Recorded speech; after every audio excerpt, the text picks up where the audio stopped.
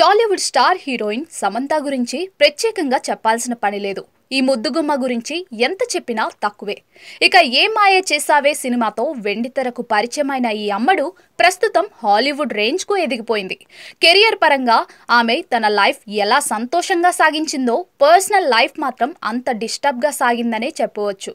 నాగ చైతన్యతో ప్రేమ పెళ్లి నుంచి మొదలు పెడితే డివోర్స్, మయోసైటిస్ ఇవన్నీ తన జీవితంలో సమస్యలనే తీసుకొచ్చాయి. ఇష్టపడి చేసుకున్న పెళ్లినే కొన్ని రోజులకు కష్టంగా మారింది. ఒకరికి ఒకరు కరెక్ట్ కాదు అనే భావన ఏర్పడింది. చివరకు విడాకులకు కారణమైంది. ఇక ఈ బాధను తట్టుకోవడం, మానసికంగా వీక్ అవ్వడం, మయోసైటిస్ బారిన పడటం ఇవన్నీ సమంత జీవితంలో ఊహించని పరిణామాలు.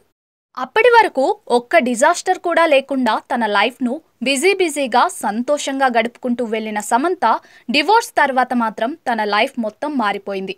అయితే చాలా మందికి అంతు చిక్కని ప్రశ్నగా మారిపోయింది ఏమైనా ఉందా అంటే అది వీరు డివోర్స్ ఎందుకు తీసుకున్నారు.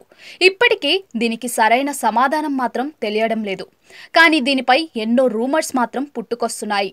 అయితే తాజాగా ఓ ఇంట్రెస్టింగ్ న్యూస్ నెట్టింట్లో తెగ హల్చల్ చేస్తోంది. సమంత విడాకుల విషయంలో ఓ ఇంట్రెస్టింగ్ న్యూస్ వైరల్ గా మారింది. సమంతానే ముందుగా విడాకులు కోరిందని, చైతూను నువ్వు నాకు తప్పకుండా డివోర్స్ ఇవ్వు, ఇంత కష్టంగా ఉంటూ కలిసి ఉండటం కరెక్ట్ కాదు అని చెప్పుకొచ్చిందట. ప్రస్తుతం ఈ న్యూస్ సోషల్ మీడియాలో తెగ వైరల్ అవుతోంది. ఇక ఇది చూసిన ఫ్యాన్స్ ఏంటి సమంతానే మొదట డివోర్స్ అడిగిందా అంటూ కామెంట్స్ చేస్తున్నారు.